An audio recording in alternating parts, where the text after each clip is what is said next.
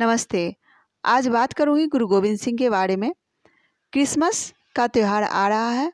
सब लोग क्रिसमस को याद कर रहे हैं, लेकिन गुरु गोविंद सिंह को भूल गए, जिनका पूरा परिवार इन 7 दिनों में शहीद हो गया था, 21 से 27 दिसंबर के बीच में। जैसा कि हम सभी जानते हैं, गुरु गोविंद सिंह सिखों के 10वें गुरु थे।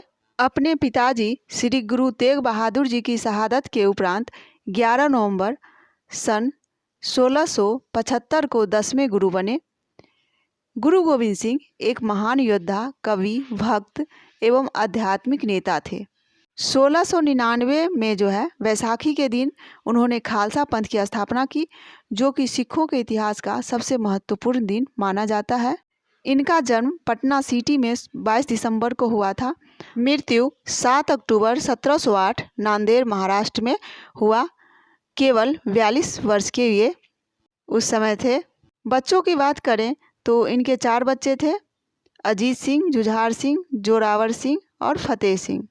वजीर खां के सैनिक माता गुजरी और 7 वर्ष की आयु के साहिबजादे जोरावर सिंह और 5 वर्ष की आयु के साहिबजादा फतेह सिंह को गिरफ्तार करके गंगू के घर पहुंच गए।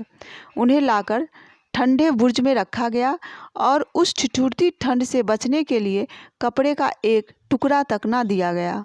रात भर ठंड में ठिठुरने के बाद सुबह होते ही दोनों साहिबजादों को वजीर खां के सामने पेश किया गया, जहां भरी सभा में उन्हें इस्लाम कबूल करने को कहा गया। कहते हैं कि सभा में पहुंचते ही बिना किसी हिचकिचाहट के दोनों साहिबजादों ने जोर से जयकारा लगा, जो बोले सो निहाल, सत श्री अकाल। सभा में यह देख सब दंग रह गए। वजीर खां की मौजूदगी में कोई ऐसा करने की हिम्मत भी नहीं कर सकता, लेकिन गुरु जी की नन्ही जिंदगियां ऐसा करते समय एक पल के लिए भी नहीं डरी। मुलाजिम ने साहिबजादों को वजीर खां के सामने सिर झुकाकर सलामी देने को कहा, लेकिन इस पर उन्होंने जो जवाब दिया वह सुनकर सबने चुप्पी साध ली। वे ना डरे। दोनों ने सिर ऊंचा करके जवाब दिया, हम अकाल पुरख और अपने गुरु पिता के अलावा किसी के सामने सिर नहीं झुकाते। ऐसा करके हम अपने दादा की कुर्बानी को बर्बाद नहीं होने देंगे। यदि हमने किसी के सामने सिर झुकाया तो हम अपने दादा को क्या जवाब देंगे, जिन्होंने धर्म के नाम पर सिर कलम करवाना सही समझा, लेकिन झुकना नहीं। नन्हे से बालक ने धर्म के सामने अपने आप को नहीं झुका और न ही वजीर खां से डरा। वजीर खां का कहर ऐसा ढाया दोनों नन्हे से बालक पर कि दोनों को दीवार में चुनवा दिया गया।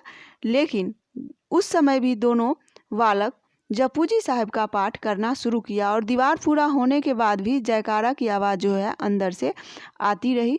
ऐसा कहा जाता है कि वजीर खां के कहने पर दीवार को कुछ समय बाद तोड़ा गया, यह देखने के लिए साहिबजादे अभी जिंदा हैं या नहीं।